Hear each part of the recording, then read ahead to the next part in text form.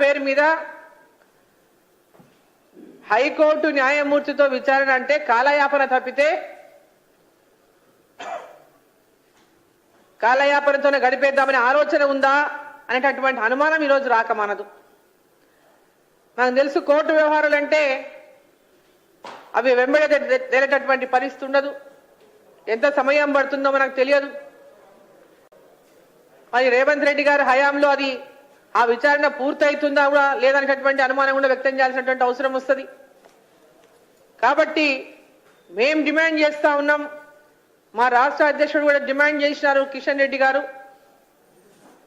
దీనిపైన సిబిఐ విచారణ జరిపించండి.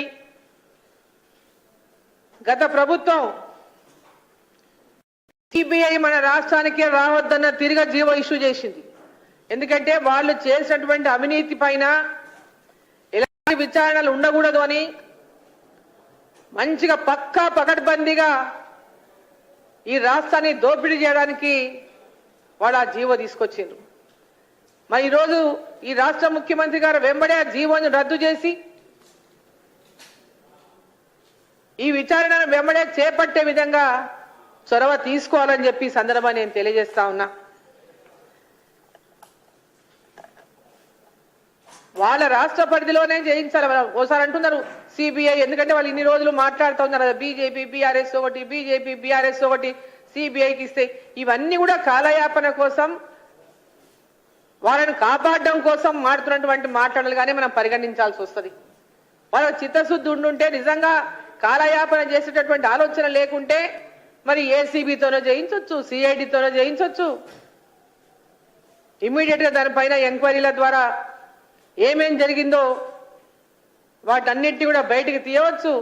కానీ జ్యుడిషియల్ ఎంక్వైరీ అని కాలయాపన చేసేటటువంటి ఆలోచన ఉన్నట్టుగా ఈరోజు స్పష్టంగా కనిపిస్తా ఉంది ఈ రాష్ట్ర ముఖ్యమంత్రి గారికి.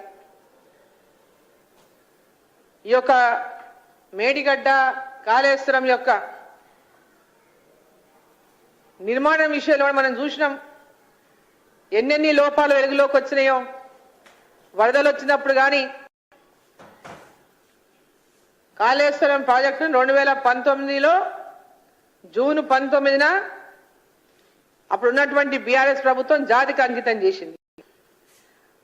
అది పూర్తి కాకుండానే జాతికి అంకితం చేసిండ్రు. మరి అప్పటి నుంచి ప్రాజెక్టు లోపల అనేక లోపాలు ఒక్కొక్కటిగా మనం వెలుగు చూస్తా ఉన్నాయి. పోయిన వరదల్లో ఏ విధమైనటువంటి పరిస్థితి ఏర్పడిందో మనం చూసినాం.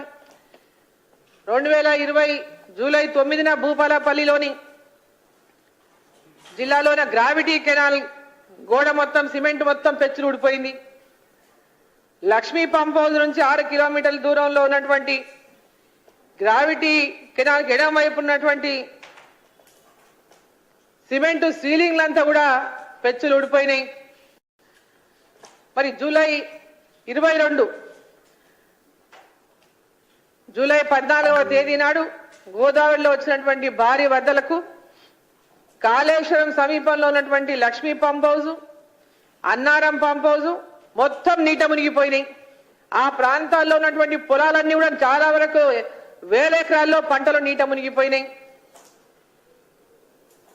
పెద్ద ఎత్తున ఆ పంప్ హౌస్ లో నీట అంటే మొత్తం నీటిలో మునిగిపోవడానికి కారణమంతా కూడా నిర్మాణంలో ఉన్నటువంటి లోపం వల్లనే, నిర్మాణంలో ఉన్నటువంటి నాణ్యత లోపం వల్లనే, డిజైన్ లోపం వల్లనే అనేటటువంటి అనేక ఆరోపణలు ఆ రోజు మనం ఆ ప్రభుత్వం పైన చేయడం జరిగింది. ఆ సందర్భంగా లక్ష్మీ పంప్ హౌస్ లో మొత్తం 17 మోటార్లు నీట మునిగిపోయినాయి. దాంట్లో 7 మోటార్లు పూర్తిగా దెబ్బతిన్నాయి అన్నాడు. 3 మోటార్లు పూర్తిగా దెబ్బతిన్నాయి, 7 మోటార్లు మొత్తం ధ్వంసం అయిపోయినాయి. దాదాపు 2000 కోట్లకు పైగా నష్టం జరిగిందని చెప్పి పెద్ద ఎత్తున ఆ రోజు అందరం కూడా మాట్లాడడం జరిగింది. మరి మొన్న 2023 ఎలక్షన్ల ముందు, జస్ట్ ఎలక్షన్ల ముందు అక్టోబర్ 21వ తేదీన మేడిగడ్డ బ్యారేజ్ పైనటువంటి వంతెన ఏదైతే ఉందో కుంగిపోయింది. బ్యారేజ్ లో ఉన్నటువంటి 7వ బ్లాక్ లో 19th పిల్లర్ 21 పిల్లర్ల మధ్యలో వంతెన కుంగి కిందికి దిగిపోయింది. అయితే 20వ నంబర్ పిల్లరు నిర్మాణ దశలో ఉండంగానే పగుళ్ళు వచ్చినాయి. పగుళ్ళు వచ్చినా కూడా అప్పుడు అధికారులు వాటి గురించి పట్టించుకోలేదు. పెద్ద ఎత్తున మీడియాలో ప్రచారం జరిగింది, దాని గురించి కూడా అన్నాడు. మరి బ్యారేజీ కుంగడంతో ఈరోజు కాళేశ్వరం ప్రాజెక్టు లిఫ్ట్ ఇరిగేషన్కి ఈరోజు బ్రేక్ పడినట్లు అయిపోయింది.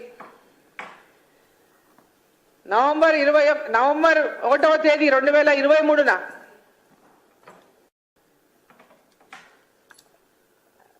అన్నారం బ్యారేజ్ 38, 46 గేట్ల దిగువన కింద లీకేజీలు మొత్తం ఏర్పడినాయి.